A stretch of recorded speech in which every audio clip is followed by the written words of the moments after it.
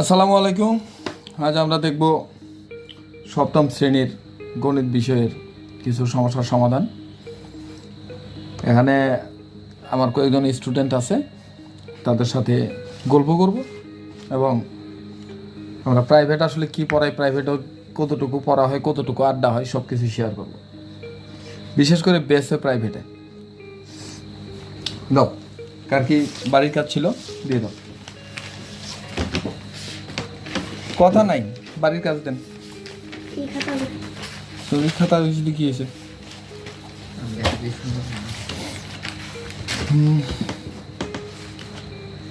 এক না দুই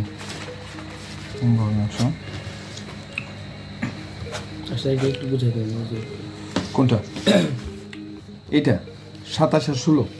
আচ্ছা, আমরা যদি উপরে হলো 27, নিচে হলো 16, আমরা যদি এটা করি, কি করছো তুমি? শুধু 27, 4 স্কোয়ার গুণ 7 কেমনে হয়?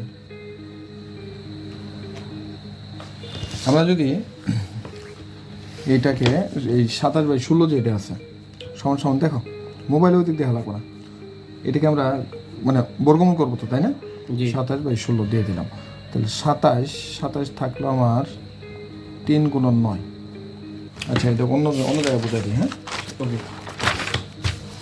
দেখো যারা বোঝো নাই আর কি, 27/16 এটা আমাদের মূলত নাকি অমূলত, এই সংখ্যাটা আমরা নির্ণয় করব। তো মূলত অমূলত নির্ণয় করতে গেলে আমাদের যা করতে হবে, প্রথমে আমরা জানি যে কোনো সংখ্যা অমূলত হয় কখন, যদি তার বর্গমূল পিকিউ আকারে প্রকাশ করা না যায়। আর যদি পিকিউ আকারে প্রকাশ করা যায় তাহলে এটা মূলত। এখন আমরা দেখব যে এই 27/16 যেটা আছে এটিকে আমরা পিকিউ আকারে প্রকাশ করতে পারি কি পারি না। তাহলে আমরা অমূলত সংখ্যার আর একটা সংজ্ঞা জানি, যা কোনো পূর্ণ সংখ্যার বর্গমূল, কোনো পূর্ণ সংখ্যার বর্গমূল যদি একটি পূর্ণ সংখ্যা হয় তাহলে সেই বর্গমূলটা হলো একটি মূলত সংখ্যা। আর যদি সেই বর্গমূলকে মানে পূর্ণ সংখ্যা না হয় তাহলে এটা হলো আমাদের কি অমূলত সংখ্যা। তো এখন আমরা দেখব এর বর্গমূলটা কি আসলে পূর্ণ সংখ্যা হয় কি হয় না। আচ্ছা, আমরা তাহলে এটাকে √ওভার দিয়ে বর্গমূল আকারে প্রকাশ করলাম। পরবর্তীতে আমরা 27কে আমরা 3 × 9 দিয়ে প্রকাশ করতে পারি না অনাবির? আচ্ছা, নিচে 16 আছে, 16কে আমরা 4 × 4 দিয়ে প্রকাশ করতে পারি। তাহলে আমরা পরবর্তী লাইনে দেখতেছি 4 স্কোয়ার মানে 4 স্কোয়ারে 16 হয়ে গেল। এখন এটা 3 × 3 স্কোয়ার, তাহলে আমরা একটু এইভাবে লিখতে পারি না? 4 স্কোয়ার পারি তো, আর উপরেটাও মানে √ওভারগুলো আমরা আলাদা করে দিলাম 3 × 3 স্কোয়ার। ঠিক আছে, সমান সমান এই স্কোয়ার √ওভারে উঠে গেলে নিচে থাকলো 4 পূর্ণ সংখ্যা। উপরেরটা আমাদের কি আছে? 3 √3, কারণ স্কোয়ার √ওভারে উঠে গেল এইটারটা, কিন্তু এটারটা তো আর উঠে নেই, এটাটা √ওভার আকারে থাকলো। তাহলে আমরা দেখতে পারলাম যে এখানে এই সংখ্যাটিকে কিন্তু আমরা আকারে প্রকাশ করতে পারতেছি না, ভগ্নাংশ আকারে প্রকাশ করতে পারতেছি না। সো এটা কি অমূলত সংখ্যা। ক্লিয়ার? কারো ঝামেলা আছে? এই যে 2টা 4 গুণন করলে এ আর এ গুণন করে যদি এ স্কোয়ার হয়, তাহলে 4 আর 4 গুণন করে তো 4 স্কোয়ার হবে। এর মধ্যে কোনো সমস্যা নাই। বাবা কি কথা বলা যাব না? সমস্যা নাই। এই তো। আচ্ছা, গেল এটা। তারপরে বাড়ির কাজ আর কার কোনটা দাও? বাড়ির কাজ দেখো, এটা কেমন হয়েছে? 25 বাবা, এটা কি তুমি দেখে দেখে উঠাইছো? তুমি তো এটা বুঝে করার কথা না, কারণ 25টা তুমি ভাঙাও নাই। আর এখানে আছে 2/3, এটা আবার 4/25 কেমন হইলো? এটা তো আমি বুঝি নাই, তোমরা বুঝছো কি? কার খাতা এটা? আচ্ছা, তুমি বুঝো তো এই লাইন থেকে এই লাইন কেমন এলো?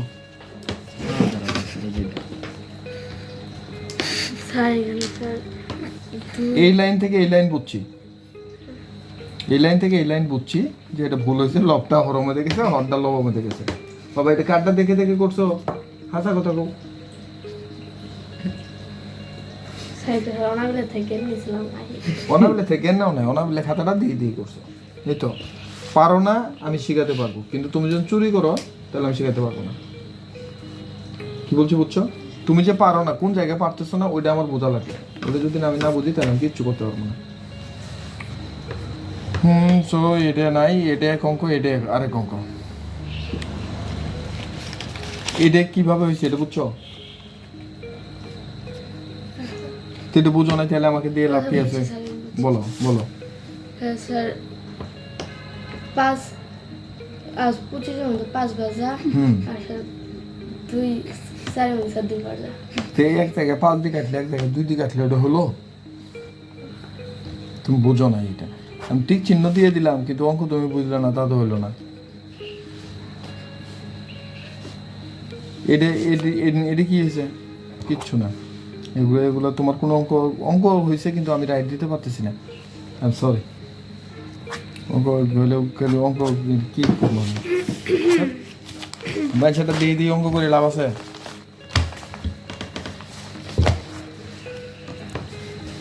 কি এটা? মূলত না মূলত? স্যার পরে লিখছি স্যার পরে কি লাগবা? সবগুলা এখানে একটা করে এটা কি পড়াইলো? মূলত। লিখে দাও মূলত। ঠিক আছে, এই যে এটা কি? মূলত। যার যারটা সাথে সাথে লিখে দিবা, ঠিক আছে? স্যার লিখে লিখলে স্যার টাকা দিব। পরীক্ষার মধ্যে তোমার একটা থাকবো, সব তো আর থাকবো না। সব যেহেতু আসার জন্য লিখছিলাম। পরীক্ষার মধ্যে কি সব থাকবো? একটা থাকবে। তো ওই একটাই করবা, এই ইনো অঙ্ক করবা, ইনো আবার এসে আমি উত্তর দেখবো সব বিটি। যাও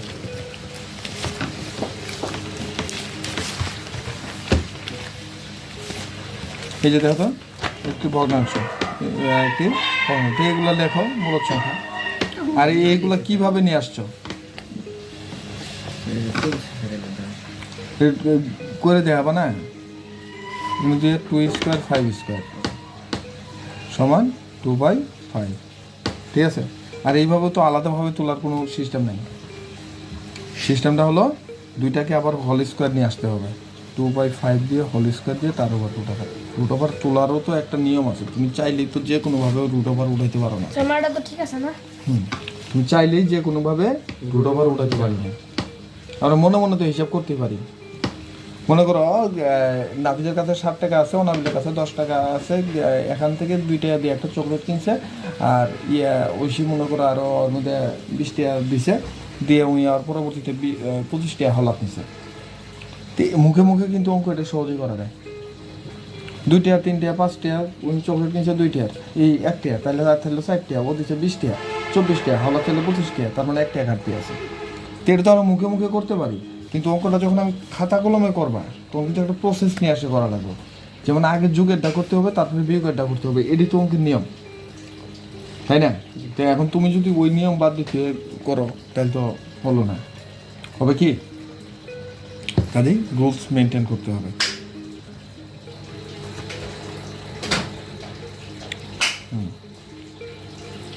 তোমাদের ম্যাডাম বাড়ি যাওয়ার জন্য রেডি হইতেছে। সুন্দর হয়েছে। আমরা আজকে দেখব কি দেখব? কোনগুলা? সংখ্যা রেখা গতকাল দেখছিলাম না? এই কাজগুলো দেওয়া ছিল সংখ্যা রেখার সাহায্যে প্রকাশ করা, করছিলা? আচ্ছা দাও।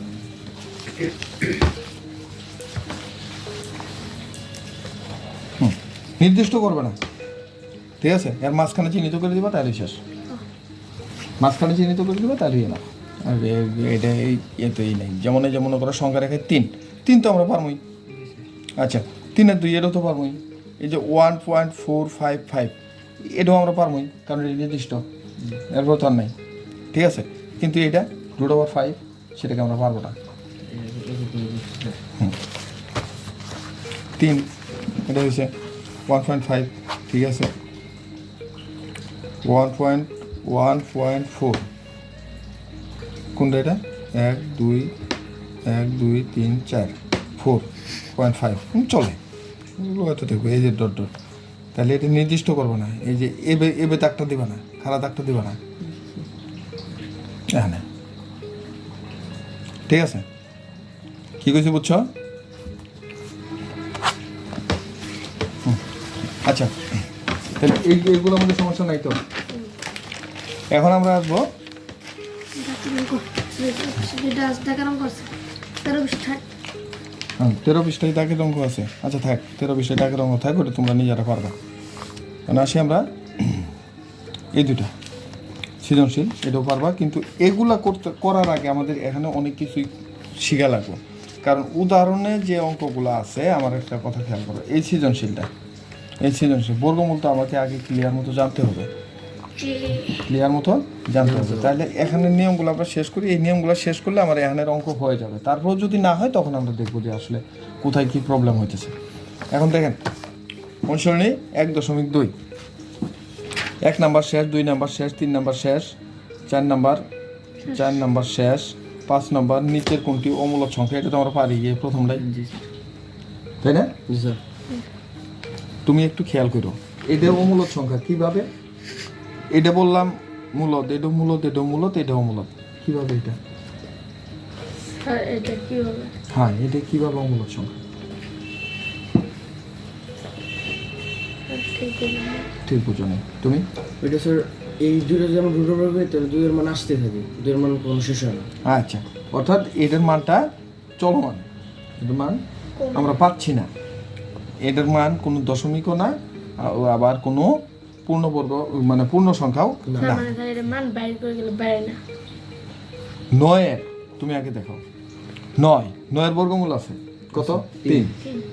তাহলে তো এটা কি মূলক সংখ্যা? 16 বর্গমূল আছে কত? 4। তাহলে এটা মূলক সংখ্যা। 25 বর্গমূল আছে 5, তাহলে এটা মূলক সংখ্যা।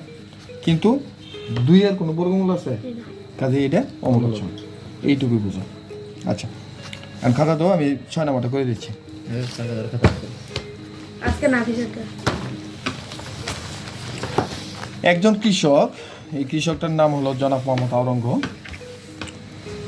তার একটা বাগান আছে, বাগানটা হাবিবের কাছে বাগি নিচ্ছে আর কি, বর্গা নিচ্ছে।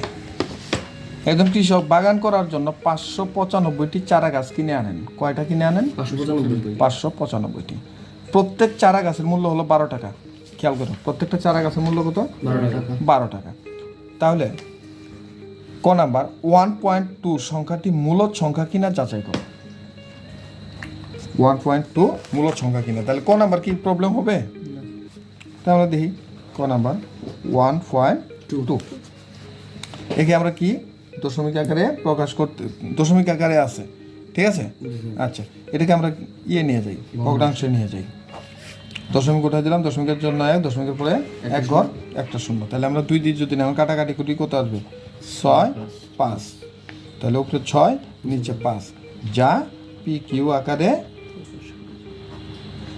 আকারে প্রকাশ করা যায়। কাজেই ইহা একটি মূলদ সংখ্যা। ঠিক আছে? এই যে ভগ্নাংশ বাড়াইছে না, তাহলে এটা মূলদ সংখ্যা। ঠিক আছে? আচ্ছা, খ নাম্বার, বাগানের প্রত্যেক সারিতে সমান সংখ্যক গাছ লাগানোর পর, প্রত্যেক সারিতে আমরা কি করব?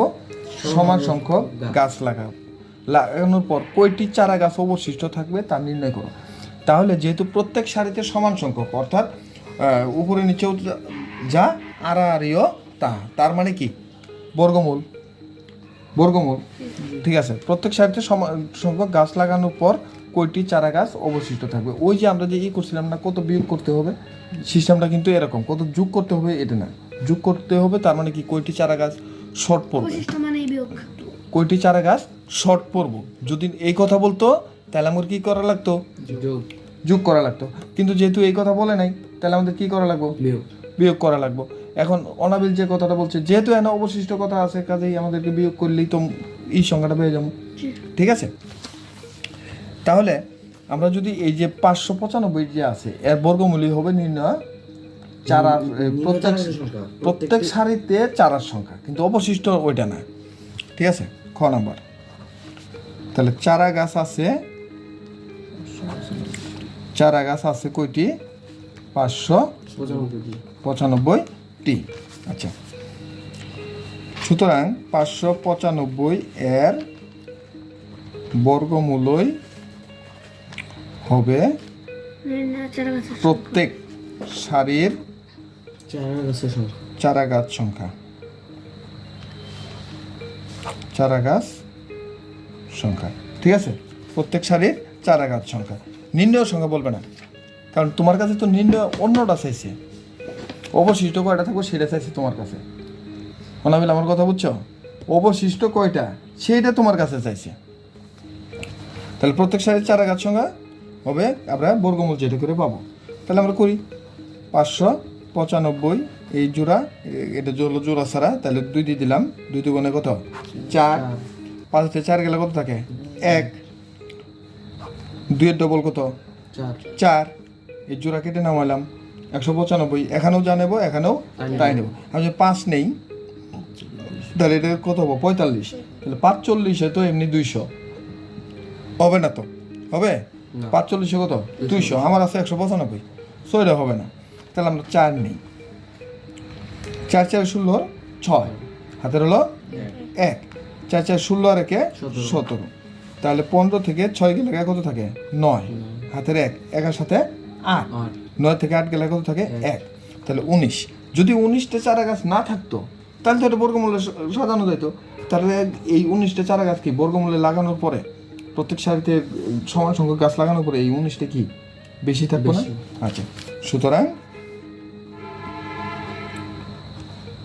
অবশিষ্ট চারা গাছ সংখ্যা কত? 19টি। ঠিক আছে, এই জন্য কিন্তু নির্ণয় এখানে দেয় নেই, কারণ বর্গমূল হলো আমাদের এইটা, বর্গমূল হলো 24, কিন্তু আমাদের তো 24 অ্যান্সার না, আমাদের অ্যান্সার হলো কয়টা চারা গাছ অবশিষ্ট আছে। নাফিস, বুঝছো? অনাবিল? হ্যাঁ বাবা বলো, তুমি বুঝছো কি না? কোনটাই বুঝো না এটা খুব। এক কাজ করো গা, বাড়ির যায় থাকো গা। ওরা যেদিন থেকে প্রাইভেট শুরু করছে, তুমি যদি ওই দিন থেকে শুরু করতে হয় তাহলে তোমার 1.1 তুমি করে আসতা, আর 1.1 যদি করে আসতা তাহলে কিন্তু এই প্রবলেমটা আজকে হতো না। তুমি এটা বুঝতেছো না। শোনো, বর্গমূলটা কিভাবে হয় আজকে বোঝাই দিচ্ছি, এরপর আর দেবো না, ওদের সময় নষ্ট করা যাবে না, তো নির্বাচনকালীন সময়। দেখো, কোন সংখ্যার বর্গমূল যখন করা লাগে, দেই তোমার খাতাটা দাও।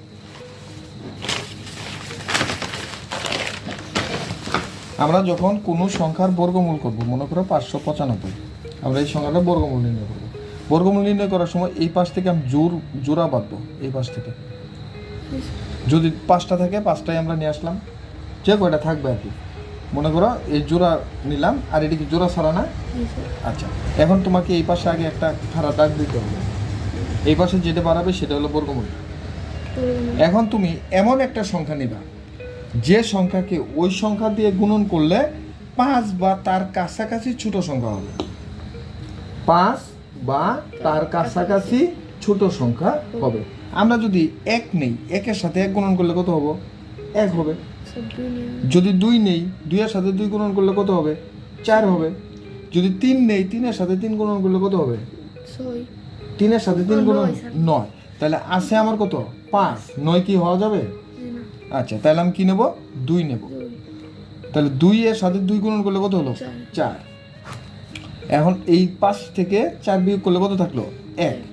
এখন এখানে যা আছে, এখানে যা আছে, যেমন 2 আছে, এখন তুমি এখানে একটা দাগ দিবা, এই এখানে যা আছে তাকে দ্বিগুণ করবা, 2 দিয়ে গুণন করবা। 2 এর দ্বিগুণ কত? 4। 4 দিলাম। এখন এই এক জোড়া কেটে নামাবো। আমরা যখন ভাগ অঙ্ক করছি তখন কি একটা করে নামাইছি না? একটা করে নামাইছি, কিন্তু যখন বর্গমূলের অঙ্ক করবো তখন এক জোড়া কেটে নামাবো। এক জোড়া নামালাম, তাহলে কত হলো? 195।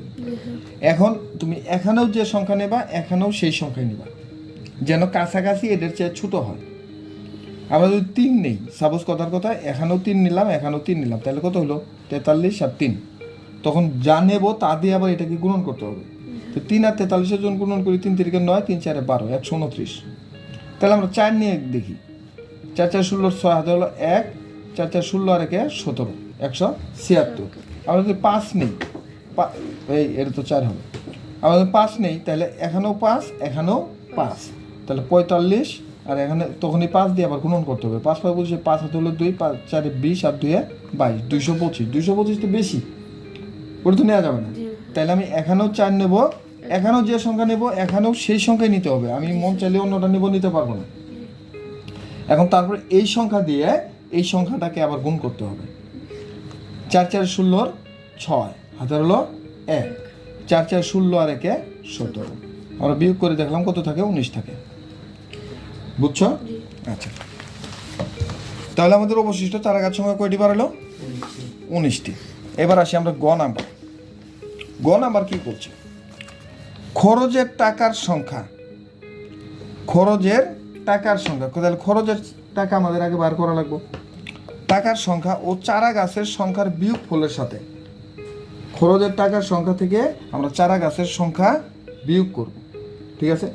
বিয়োগ ফলের সাথে একটা বিয়োগ ফল বাড়াবো। ওই বিয়োগ ফলের সাথে কোন ক্ষুদ্রতম সংখ্যা যোগ করলে যোগফল পূর্ণবর্গ সংখ্যা হবে? কোন ক্ষুদ্রতম সংখ্যা? তার মানে কি আগেরটা আমাদের বিয়োগ করা লাগছে, এরপর এটা আমাদের কি করা লাগবে? যোগ করা লাগবে। তা আমরা গ নাম্বার করি। গ নাম্বার করার জন্য আমাদের কি করতে হবে? খরচের টাকার সংখ্যা আগে বার করা লাগবে। এখানে বলে দিছে যে প্রত্যেকটি চারা গাছের মূল্য 12 টাকা। তাহলে খরচ কত হয়েছে? একটি চারা গাছের মূল্য হলো 12 টাকা। আচ্ছা, একটি চারা গাছে খরচ 12 টাকা। অবশ্যই এটা প্রশ্নটা একটু করে ভালো করলে করতে পারতো। চারা গাছ কিনতে আমার 12 টাকা খরচ হল, লাগানো কামলা খরচ আছে না, লেবার বিল তো আছে নাকি? লেবার লাগাবো, গোবর টোবর লাগবো না, সার টার লাগবো না, বেড়া টেরা লাগবো না, গোবরও নিজেই দিব। গ্রামের মানুষ নিজের গরু আছে, নিজের গরু আছে। আচ্ছা ভাই, যেহেতু এই কৃষক যেহেতু কৃষক, ওই কৃষকটা কেটা জানি জনাব আওরঙ্গজেব। আচ্ছা দেখো, একটি চারা গাছে খরচ 12 টাকা। তাহলে আমাদের চারা গাছ কয়টা? 595টি। সুতরাং 595টি চারা গাছে খরচ 12 গুণন 595 টাকা।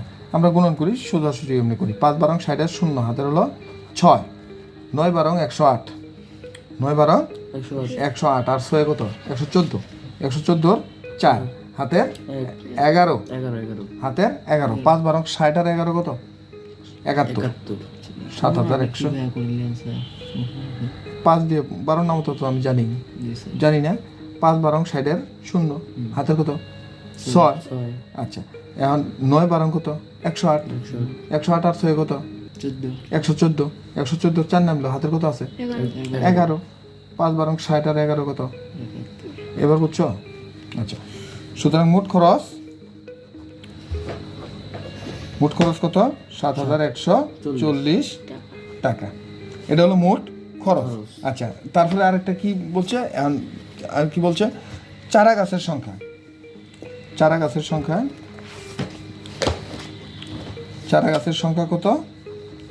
595টি। সুতরাং বিয়োগ ফল, কারণ আমাদের এই দুইটার বিয়োগ ফলের কথা বলছে না, তাহলে বিয়োগ ফল আমরা বিয়োগ করি। 7140 বিয়োগ 595 সমান 10 থেকে 5 গেলে কত থাকে? 5, হাতের 1 আর 9 10, 14 থেকে 10 গেলে 4, হাতের 1, 1 আর 5 6, 11 থেকে 6 গেলে 5, হাতের 1 আসলে এখানে 7 থেকে 1 গেলে 6, 6 5 4 5। ঠিক আছে? এখন বলছে কি এত, এটা আমরা বার করলাম। এখন বলছে এর সাথে কোন ক্ষুদ্রতম সংখ্যা যোগ করলে যোগফল একটি পূর্ণবর্গ সংখ্যা হবে। আবার বা শর্তমতে, আমরা শর্তমতে দিয়ে দিই। হ্যাঁ, শর্তমতে কত পাইছি আমরা? 6 5 4 5, 6 5 4 5। এই যে দেখো, এটা বর্গমূল কীভাবে করি? আমরা কি বলছি? এই পাশ থেকে জোড়া করব, তাই না? জোড়া করলাম, তাহলে এখানে কত হলো? 65। আমরা যদি 7 নেই, 7 সাথে কত? 49। যদি 8 নেই, 8 8 কত? 64। যদি 9 নেই, 9 9 81।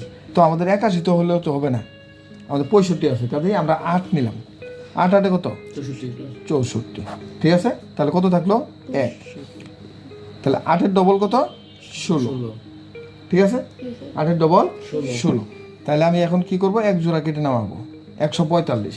এখন যদি আমি এখানে 0 নেই, তাহলে গুণফল আসবে 0। ঠিক আছে, তাহলে আমাকে কি করতে হবে, যেহেতু শর্ট পড়বে তাহলে আমি 1 নিলাম, 1, তাহলে 1-এর সাথে 161 গুণন করলে কত আসবে, 161, ঠিক আছে। কারণ 100 আমরা যদি বিয়োগ করি, যেহেতু এটা বড় এটা ছোট, তাহলে মাইনাসে থাকবে। 11 থেকে 5 গেলে কত থাকে, 6, হাতে হলো 1, 1 আর 4 5, 6 থেকে 5 গেলে কত থাকে, 1, ঠিক আছে। অর্থাৎ এই 16 যদি কম না থাকতো, 16 যদি এখানে বেশি থাকতো, তার যোগফল কি পূর্ণবর্গ হতো না? রাবিল, যোগফল পূর্ণবর্গ তো হতো। জি। আচ্ছা, সুতরাং বিয়োগফলের সাথে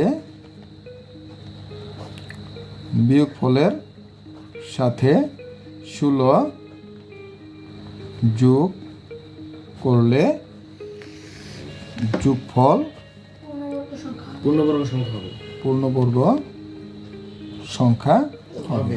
আচ্ছা, এখন সংখ্যা দিয়ে কোন ক্ষুদ্রতম সংখ্যা যোগ করলে যোগফল একটি পূর্ণবর্গ সংখ্যা হবে তা নির্ণয় করো। তাহলে আমাকে তা নির্ণয় হয়ে গেল, ঠিক আছে।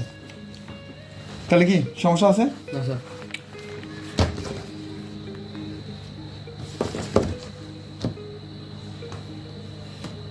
পলক বাবাজি কই? এই যে আমার ছাত্র, সবাই লজ্জা পাইতেছে। এটা আরেক ছাত্র, আরেকটা ছাত্র আছে, ওইটা সম্পর্কে আমার ভাসতে হইতো, তাই ওর মুখটা দেখান যাবো না, ওর মুখটা ডাকিয়ে রাখছে। দেখাবো না বাবা, তোমার মুখ দেখাবো না। দেখো তো তোমার মুখ দেখা যায় নাকি? আগে এটা দেখো মানাবে। আরে ক্যামেরা এইদিকে সরাইছি তো। আচ্ছা, তাহলে তোমরা পার করো। হ্যাঁ, তাহলে গণিত।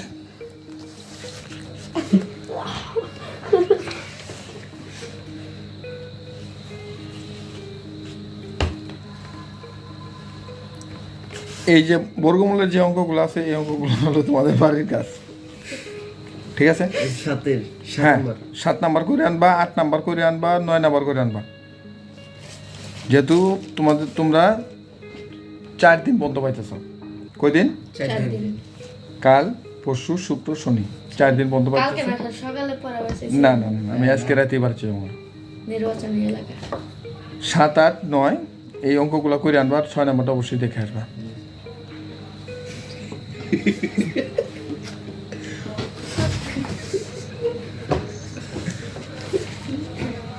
তেরি কি হয়েছে না? বেশ একটু বেশি লজ্জা পাই তো, মানে বেশি।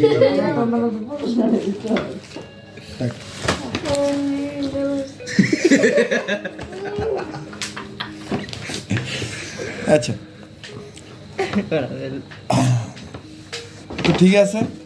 যে তখন বেশি লজ্জা পাইলো সে আসলে খুবই ভালো একটা স্টুডেন্ট, কিন্তু খুব লজ্জা পায়, আর সম্পর্কে আমার ভাসতে হয়, এই জন্যই লজ্জাটা আরো বেশি পায়।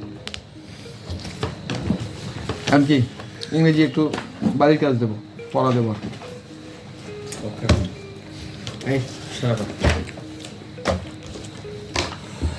আমরা আর সর্বোচ্চ 10 মিনিটের মধ্যে শেষ করবো, সর্বোচ্চ 10 মিনিট, কারণ এর চেয়ে বেশি আমরা ই করবো না। রাস্তায় বিজয়ীটা হোক। গতকাল আমরা কি দেখছি, এই অ্যাফার্মেটিভ টু নেগেটিভ, ওটা পরীক্ষাও নেওয়া হয়েছে, সো ওটা ক্লিয়ার। আমরা ওটা নিয়ে আর ই করতেছি না। এখন আমরা ইন্টারোগেটিভে আমরা কোন পর্যন্ত বুঝছিলাম? সাহায্যকারী ভার্ববিহীন গেছে কেন মানাবিন? সাহায্যকারী ভার্ববিহীন এগুলো তো গেছে কেন। এখন আমরা আসবো ওই যে নেভার আলা, নো বডি আলা, আর এভরিবডি, এভরিওয়ান, অল। এটা খুব সহজ নিয়ম। নো বডি, নো ওয়ান, নান, খুব সহজ। আর এটা হলো যদি সেন্টেন্সে ই থাকে। রুল 3 হয়ে গেল, এটা তো রুল 3, ওটা শেষ। এই যেটা তো হয়েছে নেভার থাকলে আমাদের এবার বলতে দাও, খাতা দাও। খুব ইজি নিয়ম। আজকের যে 3টা রুলস আমরা দেখবো, এই 3টা রুলস অত্যন্ত সহজ। রুলসগুলার প্রথমে হলো, আমরা যদি অ্যাসার্টিভ সেন্টেন্সকে ইন্টারোগেটিভ করতে চাই, আমরা সহজ থেকেই আসি। সেন্টেন্সে যদি nobody, no one, none থাকে, কি nobody, No one, none. No one, none. তাহলে এর পরিবর্তে আমরা শুধু হো ব্যবহার করবো, আর কিচ্ছু না। নোবডি, নো ওয়ান, নান যদি থাকে তাহলে এর পরিবর্তে আমরা কি ব্যবহার করবো? শুধু হো ব্যবহার করবো। যেমন মনে করো nobody believes me a liar. এটা কি আছে? অ্যাসার্টিভ সেন্টেন্স, তাই না? জি স্যার। আচ্ছা, এটাকে যদি আমরা ইন্টারোগেটিভ করি তাহলে এই যে নোবডি আছে এর পরিবর্তে আমরা শুধু হো দেবো, আর কিচ্ছু না। হো বিলিভস এ লায়ার। আর শেষে প্রশ্নবোধক না দিলে তো আর এটা ইন্টারোগেটিভ হবে না, ঠিক আছে? আবার যদি এরকম থাকে অ্যাসার্টিভে মনে করো আছে none can do it, none can do it, তাহলে আমাদের এটা ইন্টারোগেটিভ করতে গেলে কি হবে? Who can do it, to who can sir do it. মনে হয় প্রশ্নবোধক চিহ্ন দিয়া মনে রাখে তাই লোককে চাই নাম্বারটা দেওয়ার স্যারের মনে থাকবে না, শেষ। স্যারের মনে থাকবে না। স্যার আপনারা মনে করে দিন। কি বুঝছি, বুঝছো? আচ্ছা, তাহলে এটা গেল আমাদের একবারে ইজি একটা জিনিস। খাতা দেওয়া আছে তো ডাইরে গেছে এখন আমরা আসি সেন্টেন্সে যদি এভরিবডি, এভরিওয়ান, অল থাকে, এভরিবডি, এভরিওয়ান, অল, এর পরিবর্তে বলবে হো ডাজ নট, আর কিছু না। কি বলবে? হো ডাজ নট। যেমন মনে করো অ্যাসার্টিভে আছে এভরিবডি বিলিভস হিম, বিলিভস হিম হিম। তাহলে আমাদের এটা যদি আমরা ইন্টারোগেটিভ করি তাহলে কি বলবো? Who does not, Who doesn't believe in? Who doesn't believe him believe believe him. শেষ, ক্লিয়ার? আচ্ছা, এখন মনে করো এভরিবডি, এভরিবডি, এভরিওয়ান, অল। অ্যাসার্টিভে যদি থাকে অল লাভস হিম, ঠিক আছে? এই টি টি এটাকে যদি আমরা ইন্টারোগেটিভ করি তাহলে কি হবে? হো ডাজন্ট, হো ডাজন্ট লাভ হিম। এখানে কিন্তু আর লাভস বসবে না, কারণ এই যে আমাদের ডাজন্ট আসছে যে। এমনি ফেস দেখাবো না, আবার মোবাইলের যদি ই করে দেখবো, তাই না? সরম পাই মেন্দা। না স্যার, কালা কালা দেওয়া যায় তো, ওই আর কি দেখতেছি। ও কালা কালা, এটা কি আসলেই তো? স্যার হাত এক অনেক কালো দেখা হ্যাঁ হাত অনেক কালো দেখা হ্যাঁ রে হাতের বেটা, ছায়া আমি রে। তো কালাই মানুষ। আচ্ছা, বেশি কালো দেখা কই মিনিট? 33 7 মিনিট, মিনিট 33 মিনিট না? 7 মিনিট নেই ছেড়ে ছুঁয়ে দেবেন এক্সট্রা টাইম তা না 40 মিনিট লাগবে না, আমি যে সময় বলছি ওই সময় তো আমার আছে। তারপরে আমাদের আর একটা নিয়ম আছে এটার মধ্যে, ই হলো যদি সেন্টেন্সে নেভার থাকে, সেন্টেন্সে কি থাকবে? Never. নেভার থাকবে, তাহলে আমাদের ইভার বলবে। আর পূর্বের নিয়ম পূর্বের মতোই, যেমন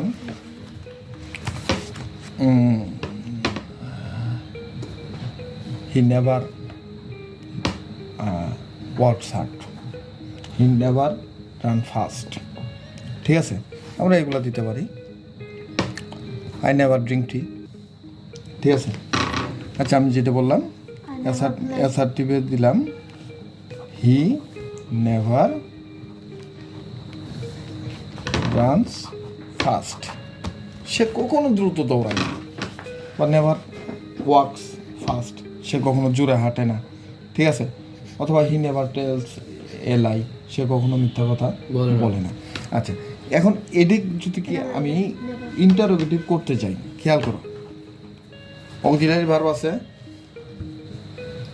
না অক্সিলারি ভার্ব আছে নাই, তাহলে আমাকে অবশ্যই অক্সিলারি ভার্ব নিতে হবে। হ্যাঁ, তাহলে অক্সিলারি ভার্ব কি? Do, does, did. আর সেন্টেন্সটা অ্যাফার্মেটিভ না নেগেটিভ? নেগেটিভ। সেন্টেন্সটা নেগেটিভ, কারণ নেভার আল্লাহ তো সেন্টেন্স নেগেটিভ হবে। তাহলে আমাদের কি হবে? ডাজ ডাজ, ডাজ না, ডাজন্ট কেন হবে? এটা তো নেগেটিভে আছে, নট প্লাস এভার তাহলে ডাজ হি, নেভারের পরিবর্তে বলবে ever, does he ever run fast? Run first first, প্রশ্নবোধক চিহ্ন। ঠিক আছে, তারপরে অ্যাসার্টিভে ইউ নেভার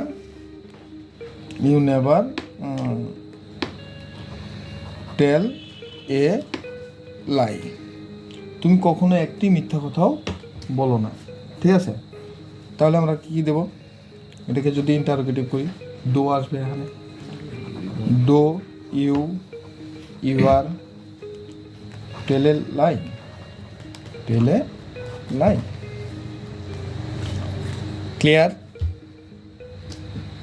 ক্লিয়ার বুঝছো? জি কোনো ঝামেলা হবে? হুম, তাহলে আমাদের আগামীকালে কাজ হলো এগুলো। স্যার আরেকটা মানে এখানে দেওয়া আছে স্যার নাথিং। নাথিং তাহলে এনিথিং কই আছে? স্যার এই যে স্যার এবং দিয়ে করার সময় এবারও এবং নাথিং থাকলে কোন নাম্বার কত? কোন নাম্বার এটাই 4 4 ও ইনো, নেভার থাকলে ইভার হয় আর নাথিং থাকলে এনিথিং। আচ্ছা, নাথিং দিয়ে কি উদাহরণ দেবো গো? নাথিং দিয়ে একটা উদাহরণ বলো। I have nothing to say. I have nothing to say. তাহলে অ্যাসার্টিভ আছে মনে করো, I have নাভিস has nothing to to say. তাহলে ইন্টারোগেটিভ যদি করি, রেডিং তাহলে অক্সিলারি ভার্ব এখানে আছে, অক্সিলারি ভার্ব না থাকলে আমরা ডো নিতাম। ঠিক আছে, যেহেতু এখানে অক্সিলারি ভার্ব আছে তাহলে আমরা কি লিখবো? Have I anything, have I anything to say, তাই না? নাভিস ঠিক আছে, সমস্যা হবে? আচ্ছা, এখন তোমাদের এই হলো পড়া, এই পড়াগুলো তোমাদের কমপ্লিট করতে হবে বন্ধ মেধে। তোমাদের প্রাইভেট এরপরে খোলা হলো রবিবারে। এখন প্রত্যেককেই খাতা কলমটা একটুটা নেন, প্রত্যেককেই নেন, প্রত্যেকেই নেন। হ্যাঁ, নিয়ে ওখানে দুইটা প্যারাগ্রাফের নাম নেন, প্যারাগ্রাফ দুইটা। My family myself. হ্যাঁ, তুমি তোমার ফাদার সম্পর্কেও লিখতে পারো, ওইটা আমি দেবো না, আমি দেবো অন্যটা।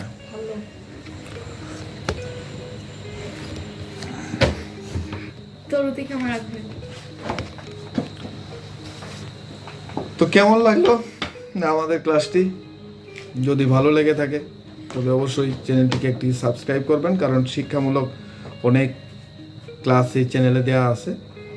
6, 7, 8, 9, 10 এর অনেকগুলো গণিতের সমস্যার সমাধান এখানে পর্যায়ক্রমে আছে। আপনারা প্লেলিস্ট আছে, প্লেলিস্ট অনুযায়ী দেখলেই পেয়ে যাবেন। তো সবার সুস্বাস্থ্য কামনা করছি, সবাই ভালো থাকবেন, সুস্থ থাকবেন এবং ভীষণ সাহায্যের সাথেই থাকুন। আমার স্টুডেন্টদের জন্য দোয়া করবেন, আমার জন্য দোয়া করবেন, যেন আমরাও আপনাদের জন্য দোয়া করি। প্রত্যেককেই আমরা একে অপরের জন্য দোয়া করব। দেশের এই ক্রান্তি লগ্নে আমাদের দেশ যেন একটা সুস্থ স্বাভাবিক ধারায় ফিরে আসে, আমরা এটি চাই। সামনে নির্বাচন, যে দলই জয়ী হবে যেন বিজিত দল জয়ী দলকে অভ্যর্থনা জানায়, আর জয়ী দল যেন বিজিত দলের প্রতি কোনো রকমের আক্রমণাত্মক আচরণ না করে, এটাই আমরা আশা করি। পরিশেষে সবার সুস্বাস্থ্য কামনা করে সর্বোপরি চ্যানেলটিকে সাবস্ক্রাইব করার জন্য বিনীত অনুরোধ জানিয়ে আজকের মতো এখানেই শেষ করছি। আসসালামু আলাইকুম।